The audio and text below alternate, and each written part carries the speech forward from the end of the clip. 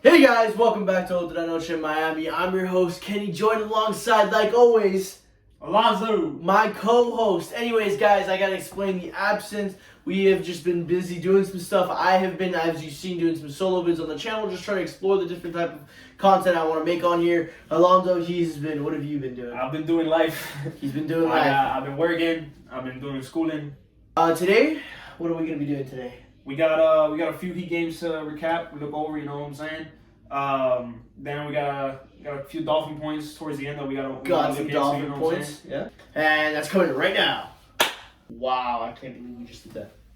I don't know what to tell you. You went along with the you pointed at the dude. Let's just get right into this first point, and we're gonna be talking about the Heat. Let's talk about where we stand right now in the NBA. What do you think? We're in a decent spot, I think. You know, considering the start of the season. You know, we were back when we were more consistent. You know, but I think we're in a better spot than we were before, obviously. But I feel like we're on the come up. You know, a lot of good. How do I say it? Good games from our players. You know, our key players. They gotta be doing that. You would like to see these things from. Yeah. You know, Bam, Tyler Hero. You know, Kyle Lowry's coming back soon, hopefully. Jimmy's obviously still there, but you know, we're looking up. We're looking up. I think, in my opinion. You wish to see your team start off like this. Like if the season would have started like this instead of the way it did, we would be in a better position. But now you're gonna ask yourself we're almost halfway through the season now. We're at like 30-some games. 30-something games, and now is when we're asking. Okay, finally we're back to full healthy. Let's see how this team is. Like, what if this team doesn't work? Then it's too late at the trade deadline to do anything major to fix a team's trajectory. I think we're going to keep going positively. We're going to trend positively into the trade deadline. And I think the ceiling this team has is what the Celtics did last year. They started off really bad. Obviously, we didn't start as bad as they did. But the Celtics came around in the second half and were title contenders. And I think that is the ceiling that this Miami Heat team this year has. So you're a little bit more optimistic than I am. Right. I think with the way that this roster is constructed, you know, we're relying heavily, or I see this team relying heavily on Bam, which is fine. You know, we that's what we wanted. We wanted this team to be built around him. That was obviously the whole point of drafting him and paying him. And I think we're relying too much on like Bam and Hero's development, like this season. But I think this year, the fact that we're relying too much on them, and now recently Bam has gotten back into his own, like what we should be seeing. We expect from Bam. What we expect from Bam. Right. I think this year we're relying too heavy on them, and Kyle Lowry's only getting older. Jimmy's only getting older. You know, Jimmy's great, and playoff Jimmy's a different animal. But I think what you see is the window being closed. I think not closed, but with this roster is closing. So okay, you don't think the window is closed, but you think it is closing. It's closing. That's right. That's No, I see it the same way, but I just see it more optimistically that we're gonna squeeze through the window before it closes. I think you think we're gonna get to the window. Window's closed. We're fooked. I don't think not that's the case. that we're fooked. It's just a lot of teams got better. The Celtics got better. They had Malcolm Brogdon. They got Danilo Gallinari, but he got hurt. You know, unfortunately for him. We folded on Donovan Mitchell, in my opinion. That was the biggest. Big fold. That was the biggest. But what can we do now? Let's not talk about it. Let's keep going. Giannis and the Bucks always going to be MVP conversations. Team record-wise, they're going to be great. Obviously, Philly got better. You know, taking away Peach Tuck from us, which is fine. But you look around and I think Pat Riley and Eric Spoelstra are, I don't want to say content, but I think they're comfortable with this roster. And right now, I feel like we're in a state where everyone's just been hurt. Like, if we're all healthy together, you know, maybe we'll do it. I just don't see it. Right. Let's go ahead and go into the player performances now. What we've seen from players recently. The big guy that a lot of people were talking about, or negatively though, is Max Strus. He's had a big slump over these last 2 weeks.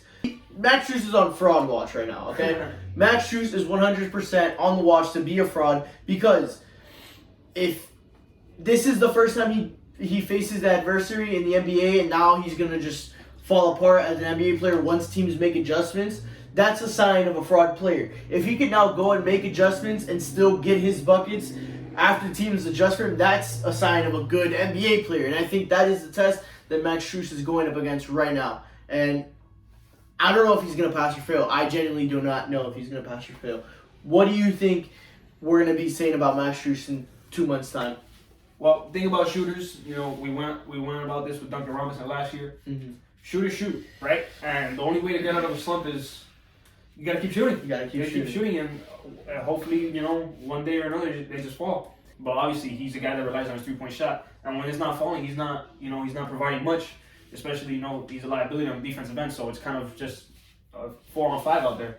So, you know, I think the test is just time. You know, obviously how he adjusts to the defenses, like you said, and these new game plans. You know, that obviously try to limit perimeter shooting. So that's how you get back in the games. That's how you form big leads. You make these perimeter shots. And to me, the recent games, he hasn't had like bad looks. You know, there were some that were like, oh, he shouldn't have taken that. But like, not that he's had the worst looks. They're just not falling. They're just not falling. Yeah, no, for sure. Let's move on. So far, MVP Bam for me on the team. It's been Bam. On the team, of course. Bam. Of course, on the team. Okay, For sure. Good. Let's go ahead and we're gonna just awkwardly go to the next segment. Oh, you're waiting for me. All right. So a point that I wanted to just go back to a little bit was when I was saying that we were at a point in our team. We're now gonna see if this team works. Right. This is where we're gonna see our full 5 on the court and all that. And that's what we're going to talk about next, the health. The fact that it's taken us this long for us to finally be healthy on the court. And who's to say, God forbid, knock on all the wood, that you see that something from game 30 to game 82, something's not going to happen, you know? Well, you know, like you said, it's unfortunate that it took this long for all of our guys to be mostly healthy all together at one point. Mm-hmm. But I think now it's just a matter of building back up that chemistry. How is Tyler Hero gonna... You know, how do I say, play off of Kyle Lowry, you know, because now Kyle Lowry's gonna have the ball in his hands. Oh yeah. Back, you know, Tyler Hero, you know, he's been having some big games, averaging 24 in the last couple weeks. So it's like, is he gonna have the ball in his hands? Is it Kyle Lowry? Is it gonna be Jimmy? Is it gonna be Bam? You know, like it's just gonna be a bunch of different questions. Obviously now that you know that we're all coming together, hopefully for at least a couple or a few weeks, like the same. I want to see the same lineup, the same starters every day, just to see how good or bad we are. You know what I'm saying? So there's no excuses. I think there are forms of this team that play really, really good, and they are when Kyle Lowry takes the game over by having the ball in his hands. There's a Heat team there that can play really good. When Jimmy Butler takes over and has the ball in his hand, there's a Heat team there that can play very good. When Bam does it, there's a Heat team there. When Tyler does it, the problem is there's some nights that all 4 guys are on the court, but not one of them takes over and wants the ball in their hand, or they don't do it convincingly. So it's kind of like our team is looking. That's what happened. You see it in the fourth quarter when we melt down. We're just looking at each other. We don't know what we're doing. We look stagnant. We look stagnant. Exactly. So I think out of those 4 guys, literally on any given night, one of them could just choose. If they can find a way to be consistent on that side of the mental game and who's going to be that guy that night, bro, this Heat team is just going to be really good like it always is. But this season we've seen that it's been not good. And I'm going to keep saying this. You know, you're going to hate me, and Heat fans are going to hate me, but this has a lot to do with Spoelstra, in my opinion. I think, you know, don't get me wrong, he's still one of the best coaches in the league, if not the best. You know, obviously Pop is still here, but, you know, I think Spo has, I want to say, slowed down. I think he was more, like, convincing in his decisions, or, like, hey, this is, do this play. Decisive. Yeah, more, authoritative. I mean, okay, sure. I think he's been, I don't want to use the word soft, but slow, like, I don't know. I think something's off with Spo as far as late game decisions, because all these guys, they have 10, 11 points, but no one's really, they're looking for everyone else. You know what I'm saying? Like, oh, you know the old saying, like, oh, someone else will do it, and no one else ever does it. That's what the Heat are doing. Exactly. Yeah. They're waiting, oh, Ty Hero's going to take over, don't worry about it. Or Kyle Lowry's going to take over, or Jimmy, or Dan. Someone do something. You know what I mean? Like, take the ball, I want it, give me the rock. Establish a presence. I'm going to close out this game for us. Pick a guy. Pick and choose. They see you guarding you some type of way. They're playing zone. Middle's open. Bam. Take those 15, 20 footers. They're playing man. Tyler Hero, pick and roll. Bam. Kyle Lowry. You know what I'm saying? Someone look to show, like, be aggressive and take charge when everyone is looking for everyone else. You know what I mean? Mm-hmm. And I think that's a little bit on Spoelstra. Like, hey, it's your time. Figure it out and get buckets. Like, look to your teammates and figure out who's going to do it. Because everyone like that, everyone can't eat. That's why Trae Young and John are averaging 30, because in those late game moments, they have the ball in their hands. Speaking of Trae Young, let's transition to the next segment. Dude, we're getting better at this. Anyways, next segment is we're gonna talk about just some fleeting trade rumors that are trickling in now as we get close to the deadline. Whispers here, whispers there. Nothing certain except something's gonna fucking happen. So, some trade rumors that you have heard. Go ahead and spill the beans. Well, obviously the big two guys that came out yesterday. There's some rumors: Trae Young and DeMar DeRozan. We'll go really quickly. Who do you believe is most likely to be traded? Who's least likely? I'm gonna go. The league or to us? Out of those two guys. Most likely to be traded, DeMar DeRozan. Right. Okay, we're on the same boat. Because when this Trae Young news came out, I was like, someone's fucking trolling. Like, it feels more of a Trae Young, like, you know what that KD thing did? That he asked for a trade, like, so the team make can a step move. it up. Yeah, exactly. Right. It feels more of a motivation thing. Kobe did the same thing with the Lakers. Exactly. So this Trae Young thing, like, I don't think it's a real. It's a pseudo trade. Right. I don't think. If you get down to the nitty gritty, I do not think Trae Young is on the trade market at all. Bookmark this when he gets fucking traded 3 days from now. Right? No, but I think the possibility of Trae Young being traded is near zero. Near zero. Slim to none. But the one that really interests me is DeMar DeRozan, because I don't know, man. I could see DeMar DeRozan wanting out of Chicago. I personally don't see it. You don't see DeMar DeRozan being traded to the Heat or being traded, period? To the Heat. Okay. I don't think he fits us, and we don't fit him as far as our needs and the way that we play.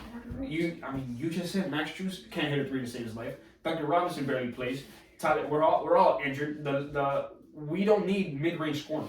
We need some perimeter players or a dominant inside threat. Like, not saying Bam isn't. Boss man Jay Kraut. No, like a big physical body. You know, Bam is a versatile guy, but he's not the biggest center out there. Right. 6'9", 6'10". But I think we either need some perimeter play on the wings, which DeMar DeRozan does provide, but not obviously to the level that we want or that I want. Right. And I just don't see how it fits. Him and Jimmy, they're like basically cookies and milk. What are we doing here? I don't know. Quick game of chances. The Heat make a trade. Period. Make a trade. Make a trade. Out of what? Say your percentage of you. Out of 100, out of 10, like 1 to 10. Or? Bro, you whatever you want, bro. You're my co-host. I'm the co-host here. You're not gonna like this. It's very neutral. Okay, you're gonna say 50. I'm gonna say 50-50. I think either Pat Riley realizes that this roster isn't gonna do nothing crazy with our competition in the Eastern Conference, or he just says, "Hey, Washington, what do you want for Kyle Kuzma? I'll give you Kyle Lowry and Duncan Robinson for Kyle Kuzma." All right. I hear you're boring, neutral, 50-50, and I raise you a 100% guarantee that the Miami Heat will make a notable trade come this trade deadline. Anybody watching this, if you like and subscribe, I will donate you any jersey you want from any team you want. If the Miami Heat make a trade. They don't know that I'm lying. Anyways, that is a great segue. Or do you have anything else to say? No, I don't. That is a great segue to the next section. All right, let's talk about an elephant. Tua in the room. I'm out. Bye. Okay, no. Jesus Christ. All right, let's talk about the elephant Tua in the room. Stop it. You gotta admit that worked. Stop it. It worked. It worked. Bro. We're gonna talk about the elephant in the room. Tua. What have we been?